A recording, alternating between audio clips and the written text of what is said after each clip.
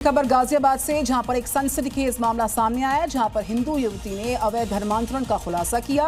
पीड़िता के अनुसार इस्लाम धर्म अपनाने के लिए उसको साजिश के तहत फंसाया गया। गाजियाबाद की एक हिंदू युवती ने दावा किया है कि उसे झूठे प्यार और शादी के वादों में फंसाकर पहले शारीरिक शोषण किया गया और फिर एक सुनियोजित तरीके से इस्लाम धर्म अपनाने के लिए मानसिक और शारीरिक रूप से प्रताड़ित किया गया। सबसे चौंकाने वाली बात है कि पीड़िता ने मौलाना छांगुर का नाम लिया।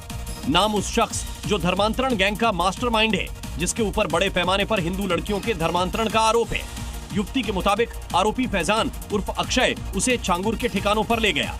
वहां मौजूद लोगों ने उस पर बार बार दबाव बनाया कि अगर फैजान से शादी करना चाहती है तो उसे इस्लाम कबूल करना ही होगा। और आइए आपको दिखाते हैं देश की 5 बड़ी खबरें। प्रधानमंत्री नरेंद्र मोदी ब्रिटेन की सफल यात्रा के बाद इस समय मालदीव्स की 2 दिवसीय यात्रा पर हैं, जहां उनका शुक्रवार को भव्य स्वागत किया गया। और इस दौरान प्रधानमंत्री नरेंद्र मोदी और मालदीव के राष्ट्रपति मोहम्मद मुइज़्ज़ू ने माले में प्रतिनिधिमंडल स्तर की वार्ता भी की। आज पीएम मोदी मालदीव के 60वें स्वतंत्रता दिवस समारोह में बतौर मुख्य अतिथि शामिल होने जा रहे हैं। प्रधानमंत्री मोदी के मालदीव दौरे पर दोनों देशों के बीच कई अहम समझौतों पर हस्ताक्षर किए गए। इस दौरान मालदीव के राष्ट्रपति मुइज़्ज़ू ने प्रधानमंत्री मोदी को लगातार दूसरे सबसे लंबे समय तक सेवा देने वाले भारतीय प्रधानमंत्री बनने पर बधाई भी दी। तो वहीं पीएम मोदी और राष्ट्रपति मुइज़्ज़ू ने मालदीव के माले में एक पेड़ मां के नाम के तहत पौधा भी लगाया। गृह मंत्री अमित शाह ने शुक्रवार को दिल्ली में 2 दिवसीय राष्ट्रीय सुरक्षा रणनीति सम्मेलन का उद्घाटन किया। अमित शाह ने इस दौरान एजेंसियों को वित्तीय अनियमितताओं से संबंधित जानकारी का विश्लेषण कर आतंकी मॉड्यूल का पता लगाने का निर्देश दिया। इसके अलावा पुलिस से केवल स्वदेशी तकनीक का इस्तेमाल सुनिश्चित करने के निर्देश जारी किए गए। देश आज करगिल दिवस मना रहा है, तो वहीं भारतीय सेना की 8वीं माउंटेन डिवीजन ने द्रास में एक भव्य ड्रोन शो का आयोजन किया। इस दौरान पाकिस्तान के साथ 1999 में हुए युद्ध के बाद से सीमा सुरक्षा में हुई तकनीकी प्रगति को दिखाया गया। करगिल विजय दिवस हर साल 26 जुलाई को उन शहीदों को श्रद्धांजलि देने के लिए मनाया जाता है जो 26 साल पहले करगिल युद्ध में शहीद हुए थे।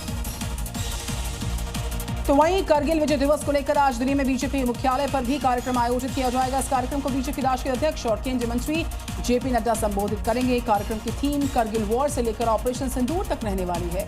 करगिल युद्ध के शहीदों को श्रद्धांजलि दी जाएगी। तो वहीं ऑपरेशन सिंदूर में शहीद हुए जवानों के परिवार वाले भी इस कार्यक्रम में शिरकत करेंगे। नमस्ते जी में आगे देखिए रफ्तार के साथ क्राइम टॉप 5 खबरें।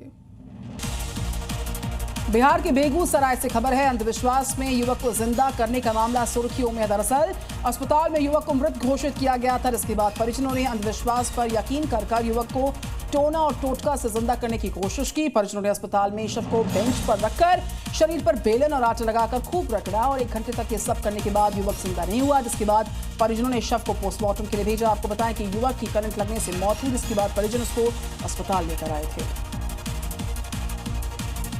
बिहार के बगहा में साइकिल चोरी करने के आरोप में एक शख्स को भीड़ ने तालिबानी सजा सुना दी, जहां लोगों ने युवक को जमकर पीटा। इतने से ही लोगों का मन नहीं भरा तो उसे चप्पलों से पीटा गया। दरअसल गांव में लगातार साइकिल चोरी की वारदातें हो रही थी। इसके बाद लोगों ने युवक को इसी शक में पकड़ लिया और फिर सजा सुना दी। गनीमत रही कि कुछ लोगों ने बीच बचाव कर युवक को बचा लिया। फिलहाल पुलिस मामला दर्ज कर मामले की जांच में जुटी है।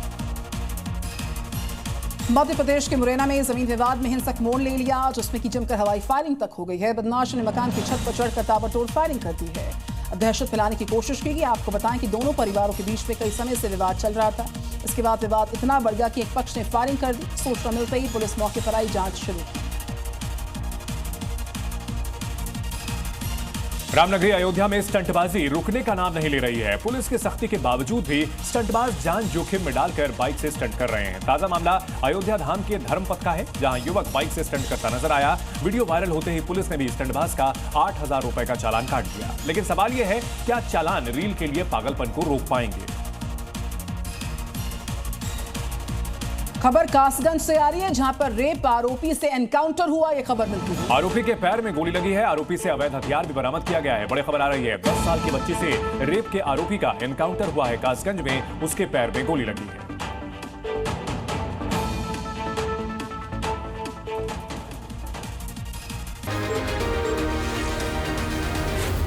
Zee News.